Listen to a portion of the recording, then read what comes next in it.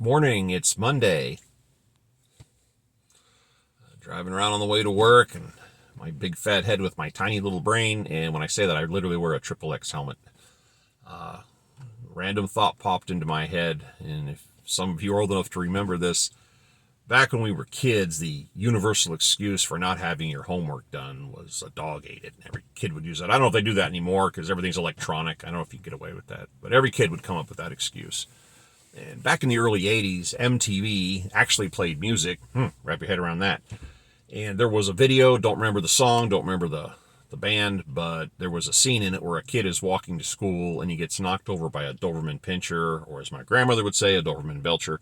And a dog opens his bag, pulls out a binder, flips the binder open, pulls out one piece of paper and runs off. And then the next scene, the kid's in class going, and everybody's laughing at him. And I'm like, yeah, we all said that garbage back then. And the fact is, I just didn't like doing my homework. I was a horrible student.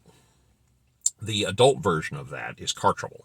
I got a flat, the car wouldn't start, there was traffic, I tried to buy gas, the network was down, blah, blah, blah, blah, blah. That's kind of the modern version. Now, I personally, being on time is late in my world. I like to be early for things. It's the way I do business. When I first joined the Army, I was enlisted. General Custer was a corporal back then. We were same unit. And I had a guy hung around named Kevin, and I don't remember what Kevin drove, but it was a piece of garbage. And I had a Chevy Chevette. And if you don't know what a Chevy Chevette is, first off, I envy you. And if you don't, you may want to ask an older person about them. They were the first generation Econoboxes, and to put it nicely, they're garbage. Just a junk car. I bought it used, 1,000,000,000 miles on it, and it was a mystery whether or not it was going to start. It was a miracle. And I managed to make it to work on time religiously in that car, including having to add air to the tires and jump starting and everything. Well, one day Kevin didn't make it in, and his excuse was his car got hit by a truck went around the corner by a street, and a bunch of pipes rolled off, hit his car, and shoved it through his garage and destroyed the car. And he says, I'm pinned into my garage. They're like, right. He actually took a picture of it and said, look. He's like, okay. I had two good excuses for my car. One, I hopped in it one day, started up, and the car had a stick shift. And for you, those of you who don't know what a stick shift is, you had to actually change gears with your hands. Well, you jump in the car, you push the clutch, you grab the lever, and snap. Now what? I'm literally holding the gear shift lever in my hand. Got out some tools, pulled the cover off, and there was about this much of the shifter left. So I drove to work with my fingers, and I was late. I said, why are you late? I walked in the office, and I went, and they went, oh, okay. And the second one happened a few months later. I walk outside and the car's gone. I'm like, And I actually called the police, said my car disappeared overnight. And the police showed up, and the guy said, he got in the computer and ran all the info, because I still have the insurance paperwork. And he says, oh, the car got repoed. I went, repoed? Really? Somebody repoed a $600 car. You people finance that. He goes, oh, well, hold on. Oh, I think it was a mistake. How do you mistakenly steal somebody's car? Here's the blue title. It's mine. Well, and I didn't figure this out till later, but the cop says, hey, I'll just give you a ride to work.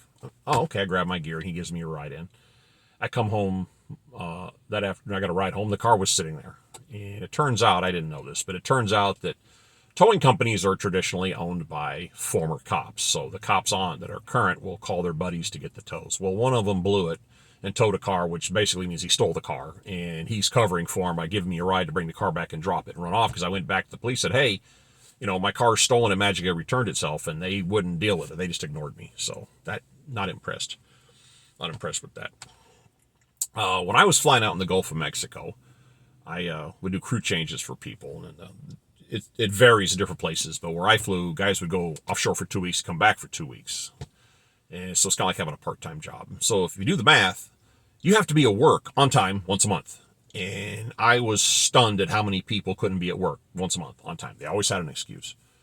And this, if San Francisco and New York are the armpits of America, Venice, Louisiana is the sphincter. If you look at a map, it is all the way down the Mississippi. It is the last piece of real estate you can drive to, as far south as you're possibly going to get in Louisiana. And Venice it's all industrial. There's very few people that live down there. It's all industrial, a lot of heliports. It's as close as you can get, to the Gulf.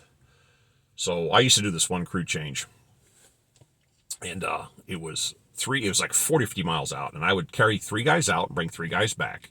and then take the second 3 guys out and the second 3 guys back. And what was consistent about this crew change is everybody was on the second flight going out, and everybody thought they were on the first flight coming in. And it's a big old gunfight. So I get up in the morning, crew change day, it's time to go, there's nobody there. Phone rings. Guys offshore go, why haven't you taken off?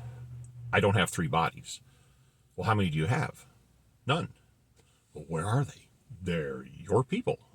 Well, here's the phone numbers, call them. No, I'm not calling your people because your people can't come to work on time. A little while later, one guy shows up and looks around and goes, well, I guess I'm on the second flight. No, you're the first guy here. Would he get like mad? He'd be like, well, where is everybody? And, well, they're doing what you're doing. They're just better at it. So eventually I'd get 3 people go out. And then, of course, all 6 of these guys want to pile in. I go, can't carry 6, I can carry 3 because they're all big guys. And they get mad, and we go back, and I get the rest of the guys come out and back. We're done. Go on. 2 weeks later, same thing happens, other way around. Same thing. Can't make it to work on time. Once a month, can't get there.